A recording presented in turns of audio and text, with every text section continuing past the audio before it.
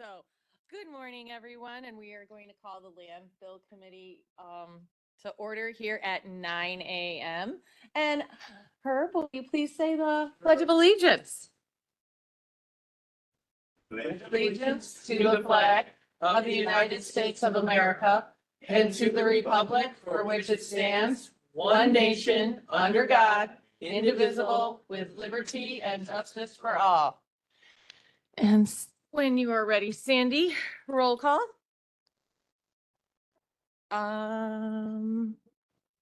It is. Vicky. Here. Brooks. Here. Bullock. Here. Logan. Newquist. Here. Pretzel. Here. Dean Schlattman. Here. We have a quorum. Okay, I need an approval of the minutes from the Landfill Committee from November 7th, 2024. Can I get a motion? Second. Can I get a roll call? Vicky. Abstain. Brooks. Yes. Bullock. Yes. Logan. Yes. Newquist. Yes. Pretzel. Yes. Dean Schlattman. Yes. Motion passes. Okay, under old business, we have one, Mr. Harkey, if you could please come up. We have the annual landfill report. And just want to give a little bit of, I know we've got some new people coming on, so this will kind of help give a little bit of just information on the landfill for our purposes. So let me turn you on there. Okay. Very good. Good morning. Dave Harkey, Director of the Resource Recovery and Energy Division. And welcome to have some new members. I thought maybe it'd be good just to a brief primer a little bit on the landfill itself. The county landfill has been operating since January 19th of 2004. Our division was formerly known as the Waste Services Division. It's been the lead division for developing and overseeing the landfill since it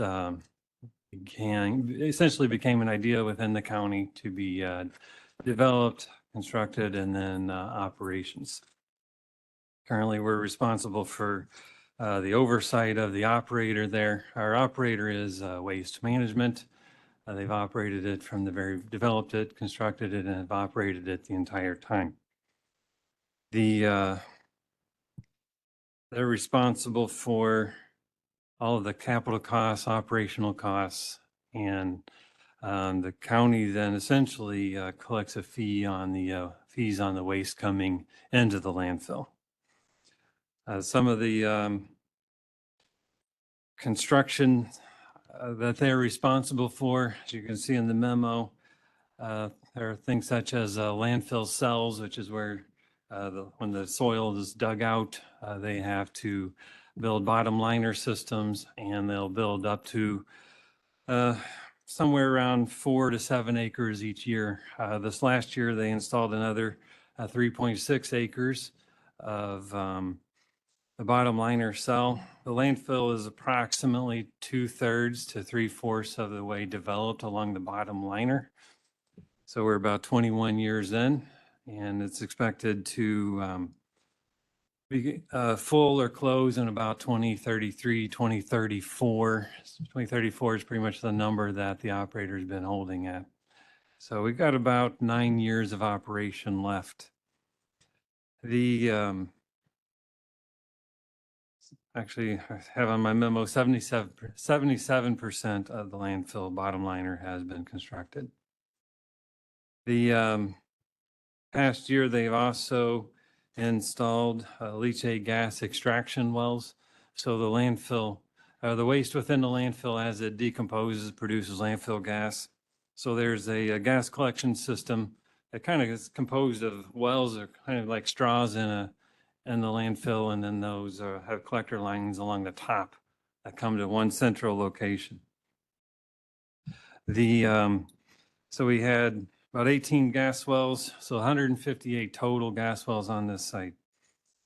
The facility also installed, it was not required to, but they voluntarily installed 24 acres of temporary cap this past year. The cap is essentially after they roll it out, they put a liner on there that's 40 mil thick, which think about a garbage bag is sometimes 4 to 6 mil thick. So it's a very thick piece of plastic that is then welded together. They put boots around all the extraction wells to keep any gas from coming up and out of the landfill. So the main purpose of that was to reduce greenhouse gas emissions. Landfills have become a huge concern in this regard, and they wanted to proactively try to prevent any gas emissions from escaping from the site. And that also helps our renewable natural gas plant, which the county owns and operates.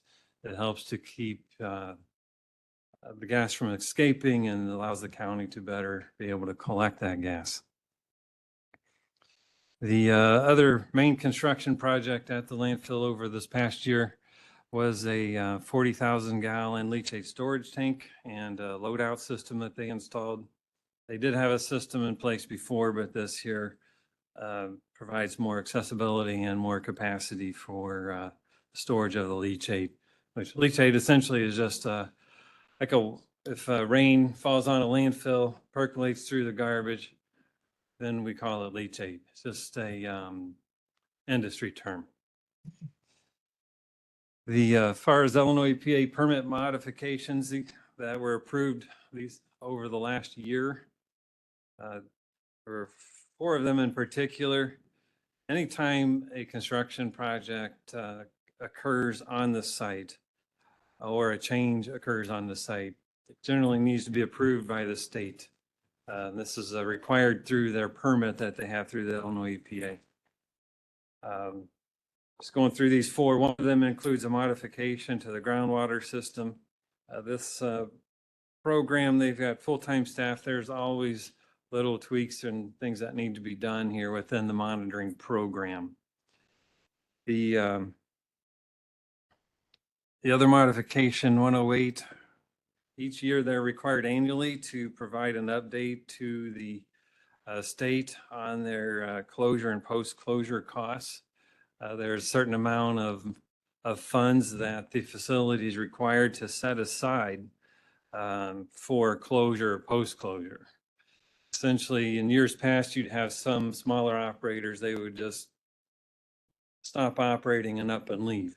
So the state had implemented rules to require this funding to set aside in case that happens. There's money at the state level to take and close the landfill.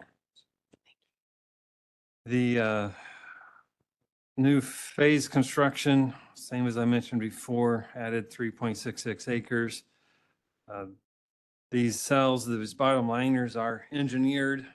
There's a clay that is compacted so that it is impermeable to a certain degree. You have about 3 feet of this impermeable clay, and you have a 60 mil liner put on top of that. Again, that's welded and tested to verify that it doesn't leak. And then there's a cushion layer put on top of that. It's about a 14-ounce layer. Trying to think about what it would, this looks like a textile or cloth almost, but it's very thick. And then there's a foot of gravel and leachate lines put in there, and then another cushion layer on that at the very bottom. So as you could imagine, those are, it's quite a cost to do that, to install the bottom liner and off, this final cover as well. Then there was a permit to approve the leachate storage tank. As far as, it's not on here, but this next upcoming year, the current plans was to install approximately another 4 to 4.5 acres of bottom liner. That would be on cell 7E, or in the southeast part of the landfill as it moves east.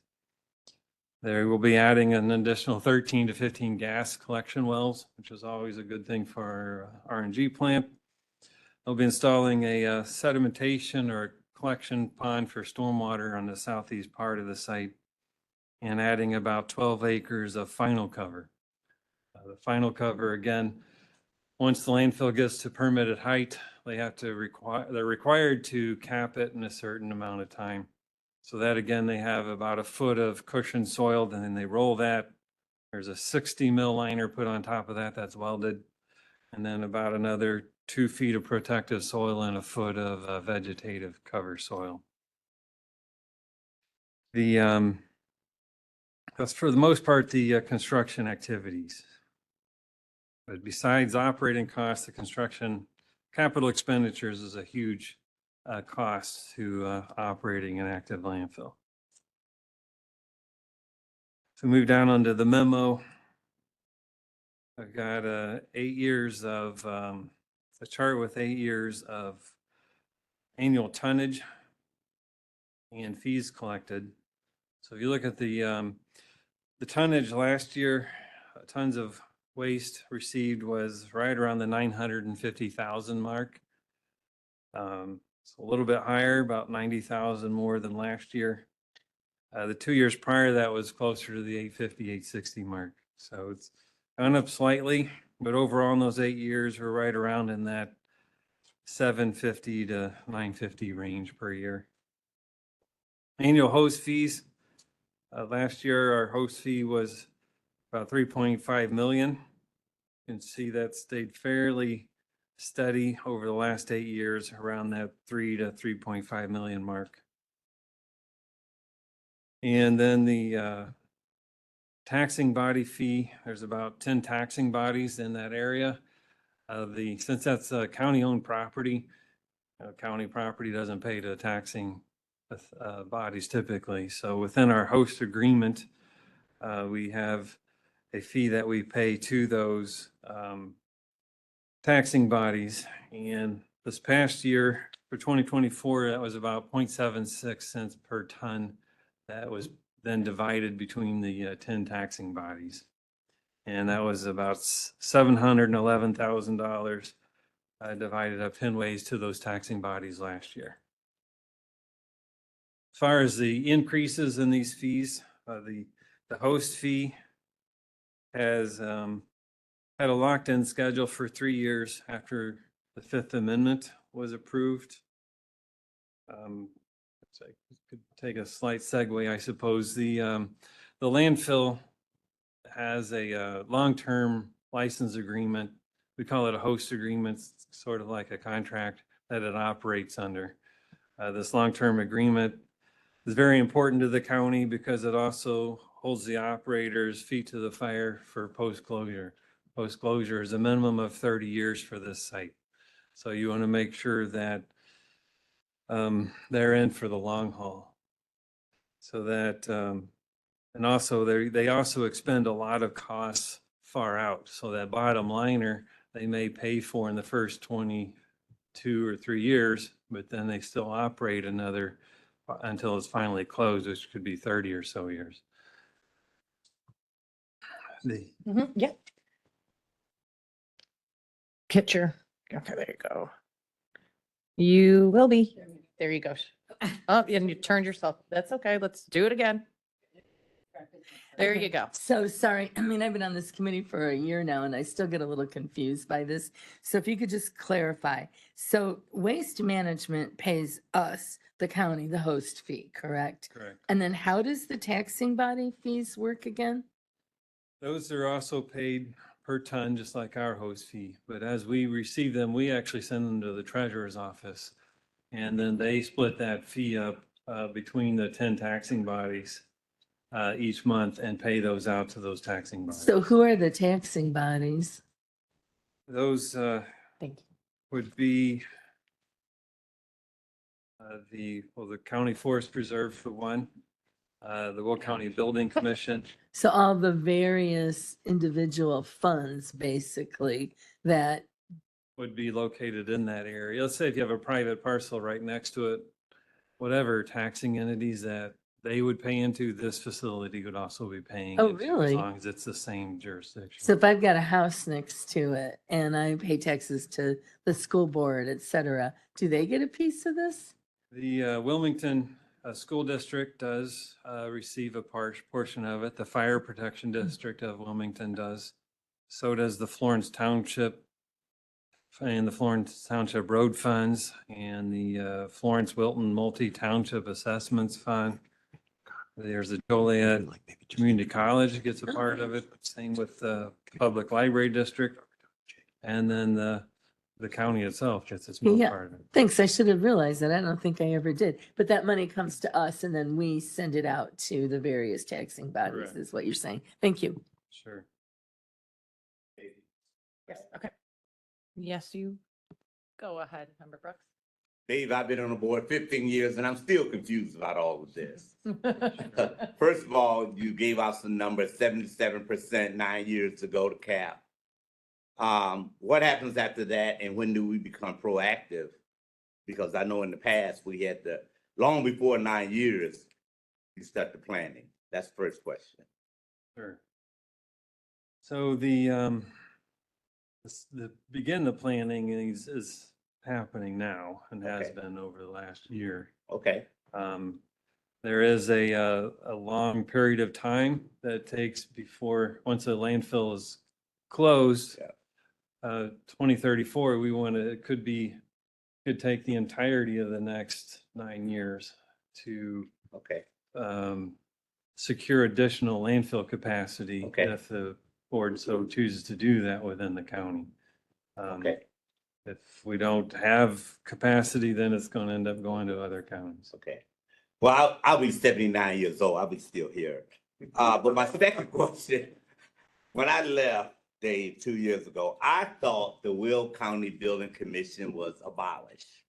We're still giving money to that? That's a good question. It's listed on here. I'm not sure then what's happening to that. But there's still a financial contribution going to them?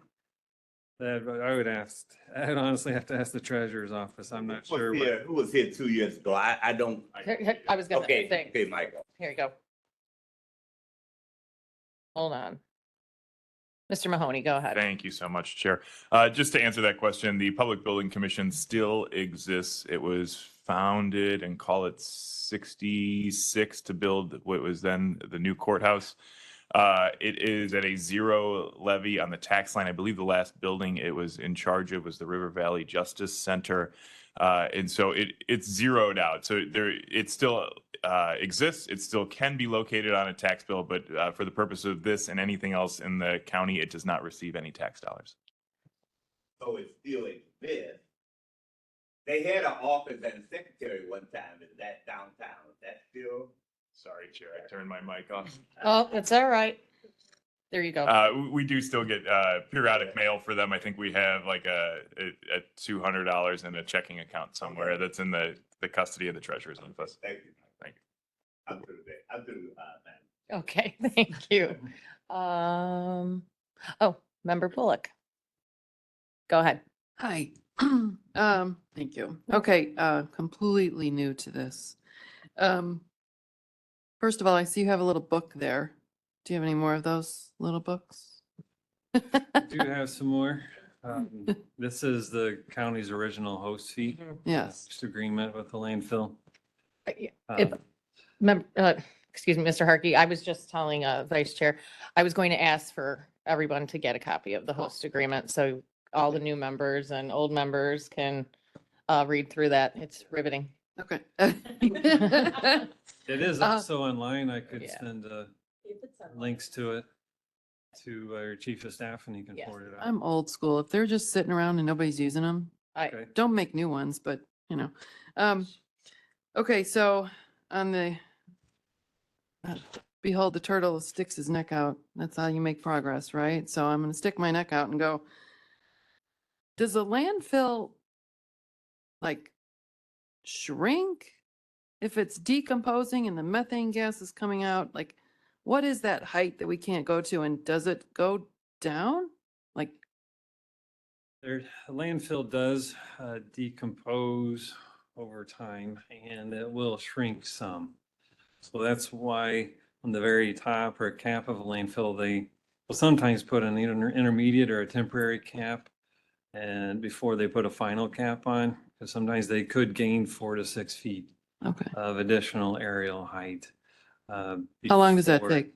That could take 2 to 3 or 4 years possibly. Okay. Oh, all Um, right. So they might just add a little bit there slowly here and there until they believe it's at a point where it's not going to decay or decrease in height any longer. Okay.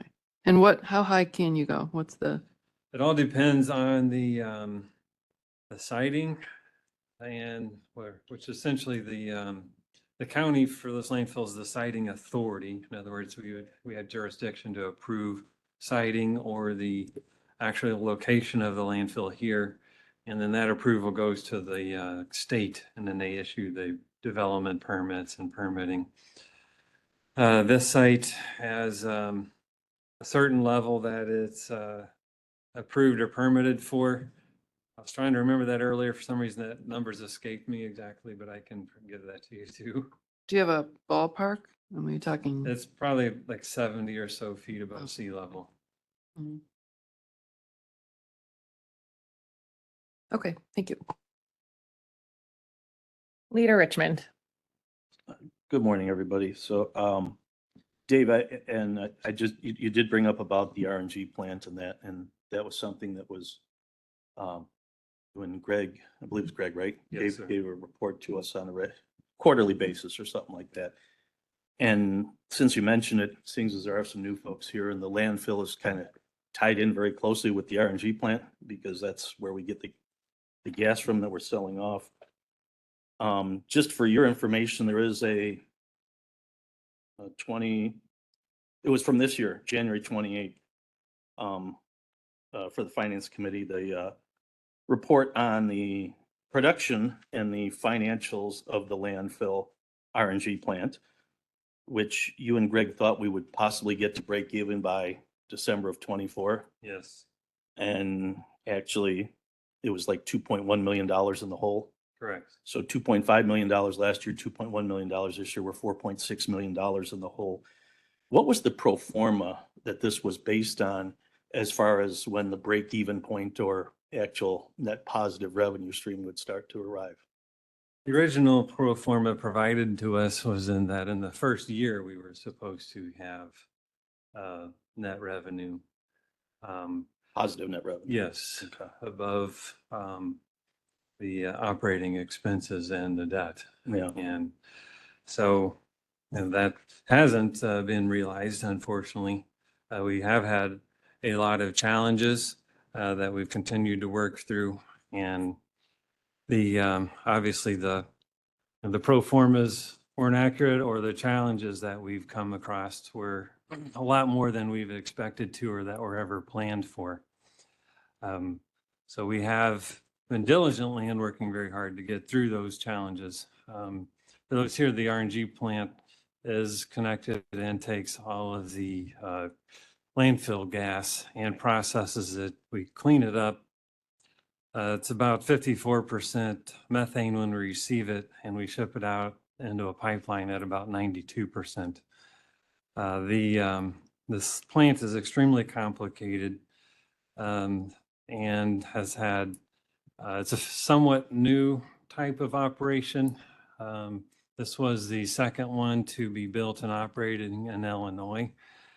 In this facility, we had a company that engineered it, did have experience in designing these in the past, but had a lot of other subcontractors. And for instance, that first year we did have there's about 9 very large compressors or gas compressors in that facility, and there's oil coolers that cool the oil in them. The oil coolers are outside, the compressors are inside. For one, the compressors were undersized, and that caused us issues for about 10 to 11 months, and as they weren't cooling, and we had a lot of issues with those being shut down. We had issues with filters being clogged. We had quite a learning curve from the very beginning. Some of it could have been engineering issues. Some of it could have been our own operational issues that we were trying to figure out and learn from the very beginning. We had a certain inventory of spare parts that we began with. And we did learn, especially in that in the first year and a half that our spare part list wasn't quite adequate for the high expenditure items. So we did not have any feed compressors, for instance. There were 3 of them at the plant. We could operate on 2, but we were having problems where 2 of them were down. So we would take the compressor and motor off of 2 of them and make one that would work. So, and then we'd have an issue with that one. So we had to order those spare parts. We do have now 3 spare feed compressors and motors because of all the problems with that. Not to mention we had supply problems. So some of these parts took over a year to actually receive them. And in the meantime, we're dealing with shutdown problems and issues that caused us to not be able to produce and send the gas into the pipeline that we needed to come anywhere close to those pro formas. We did have some oxygen issues at the landfill here and there. Our percent of oxygen has to be very low, generally around the 1% or so range or less. So anytime we would shut down, if their flare didn't kick on quick enough, then it would cause an opening in their system, and then they would have to go hunt that down to keep the oxygen from infiltrating into the system. So it was something. You take care of one issue and then something else pops up and you get that up and operating.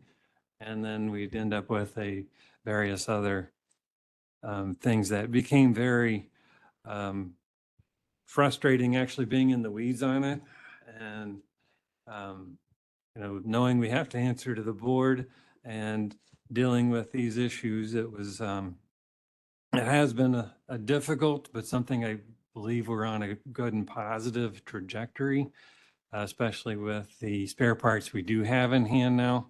Most of the problems that have caused us issues and shutdowns for a period of time we believe most of those spare parts in place to prevent that from happening again. Recently, we've had a couple of valves we've been fighting with. We think we solved that problem. Our silica gel vessel, which is about 3 stories high, was overfilled, and it was getting into the system and causing 2 of the valves to actually crack, as the silica gel act like a glass, and the composite media on the valves were cracking. So we believe we've gotten beyond that. We have made a few additional improvements to the plant recently. We earlier on were shutting down due to single-digit weather causing vessels and valves to freeze. So we've, in the meantime, have done heat tracing and insulating on all of those valves. So the biggest issue really with going over or being under this past year is some of the spare parts we purchased, we had to pay for in the second fiscal year. And then all the other ones we purchased also went to the last fiscal year. And then a lot of the improvements for the winterization also went to the last fiscal year, most of it, not all. So that was a huge part of it. We did have a 10-day shutdown in September by the pipeline required by federal law. So that certainly did not help. So it sounds like a soap opera or run-on story here, but there have been a lot of challenges that we've been working through, and we have been discussing this with other consultants and others that operate these plants, and there's some that seem to operate very well, and there's some that have a lot of struggles or a lot of problems. Ours appears to be in the middle, and it's fairly common from what we hear for the first year to 2 years to have a lot of challenges to overcome earlier on. Because I did notice that you're roughly running at like a 79% uptime. And I did see in there where you had that testing, that, what they call it, Midwest Transmission Main Pipeline hydro testing. Yes. How frequently is that? Is that annually or? We reached out to them and they indicated that should be about another 4 years, so like about every 5 years that occurs, from So, what they've informed us. okay, so then what is your anticipation for uptime then for this year? We'd like to be over 90%. This year, I would say between 85 to 90% is what the hope is. I mean, the good news is for February, the first 2 or 3 days, we had couple days we did meet the minimum except for one, but now we've been closer to 2,500 for most of the month, which Okay. is well above our minimum number. No, I think No. Katie, it's good information because the two work hand in hand. And I know we always had you and Greg come out at Sure. finance. I think it's good that, We have it here. maybe you guys want some of this information, and if anybody wants, I know Don checked it, it's from 128, so it's a 4-pager. It's some Sure. fun reading, so. Okay. Herb, I know you don't want a copy. Can't wait. So thank you very much. Sure. Thank you. You're welcome. Oh. No, go ahead, Member Bullock. Okay, one more. So because, is it 1992? Is When that it became fully operational. And fully operational have been January 19th of 2004. Four. Oh, wow. 2004? And we literally started when? I believe that was in the probably 89, 90 timeframe. Oh, okay. All right. That So, was when like Jada and all that, when the property is transferred and there was a lot to determine in between there. okay. So since its inception and the technology or whatever that was out there to contain landfills and all that, when and if we have to buy more property and start from the beginning again, are there things that have changed that we would do differently because technology, or that maybe make things cost less, or I don't know, just I would hope that there's new something Mhm. in the time since we started this. Overall, there's the engineering components of it remain mostly the same. You still have the like a 3 feet layer of compacted clay liner, a 60 mil liner, those different layers, kind of like a sandwich. For the most part, have been static without a lot of changes in the last 21 years since this site began operation. Now, you do have additional regulations that come into play. Their groundwater parameters or different constituents that could be added, or that might be something that would have to be considered in the future. But that would be really more of an engineering question that I would not necessarily be totally up to date in the industry on, that they would be more detailed with that. And at some point, we will have our consulting engineers here at this meeting again in the future, and that could be a question to ask them. Okay. Chair, if I could. Yeah, go ahead. Hi, I Hello. would really like to know, do you have everything you need with regard to the RNG plant to meet that 85 to 90% goal? I mean, it sounds like there's been supply chain issues and maybe a learning curve that's you've had to overcome. So do you feel like you have everything that you need now to do that? We do believe we have everything in place to do that. The one thing we are working on or assessing a dryer that we have that dries out all of the actuators for the valving systems and the components within the facility. So that goes on bypass here and there. So that is something that we have in the works to be replaced on contract, but we're looking at that to make sure to determine we're making the right decision. So we've got expertise, I believe, yesterday afternoon reviewing that. Everything else, the big one risk is transformer. So transformers are extremely expensive and in very difficult demand, or very high demand.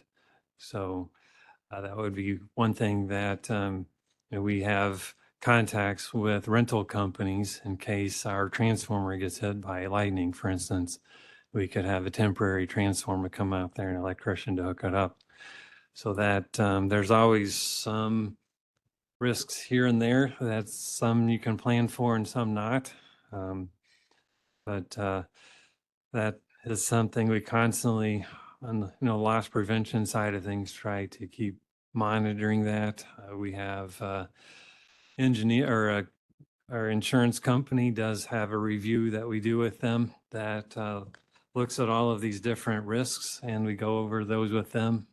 And they give us some action items here and there that, well, let's work on this and do that to verify that there won't be a problem. For instance, we've recently did infrared monitoring on all of our electrical systems inside the master control room to see if there was any circuits or fuses or anything that looks like they're overheating. So that type of a thing that we do to try to be proactive on it. So, but some of that, unfortunately, you don't know until it fails. But there is a maintenance schedule of oil changes and filters and that type of thing on site. Okay, and you said that it's operating at about the median for these kinds of snags Yeah. of landfill or of RNG plants that are of similar size or?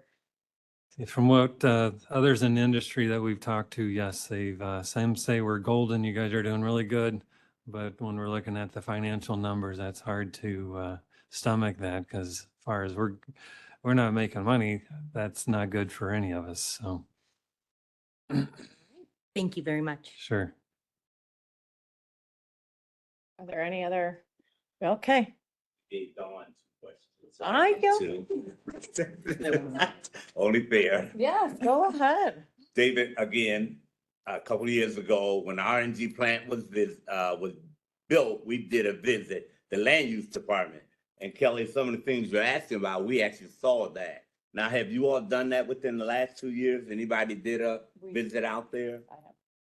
And I think that maybe that'd be something we look into doing again for the new members. That was a good learning curve. Yeah. It was brand new at that time.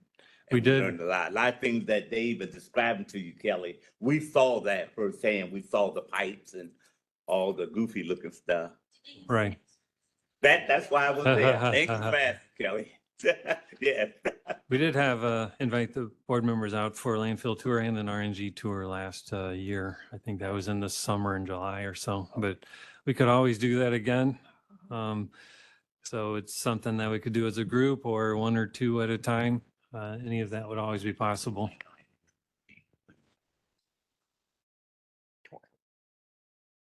All right, and I'm sorry, Member Newquist, go ahead. Just really quickly, have the supply chain issues eased at all? Have they improved?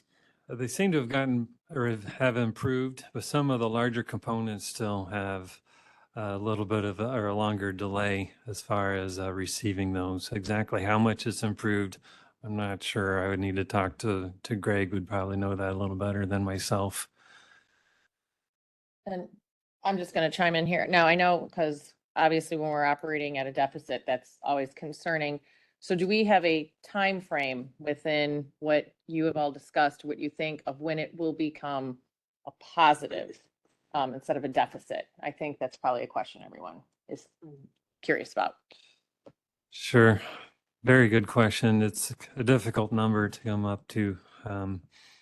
As Rich pointed out, or Mr. Richmond, sorry, pointed out that last year, about 6 or 8 months ago, I said I had hoped that we'd be at least even, if not above. So I'm eating crow on that one. So I kind of hesitate stating that again.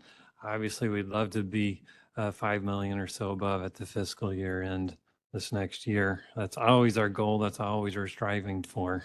But So I guess the answer to that is we don't know yet. correct. Okay. That helps everyone. All right. Are there any other questions or concerns at this point for Mr. Harkey? All right, like I said, I know it's new or maybe not so new for some of our members, but there's obviously going to be a lot of moving parts going forward and some of it will be sensitive. So depending on what we discuss, it'll depend on, different elements, I guess, of how the meeting will go. But always feel free to, bring those questions forward because they're going to be important as we do make these these changes going forward to the landfill or whatever the landfill is going to need. So with that, there is no other old business and I have no new business. Is there any public comment? Any public comment? Anyone back there?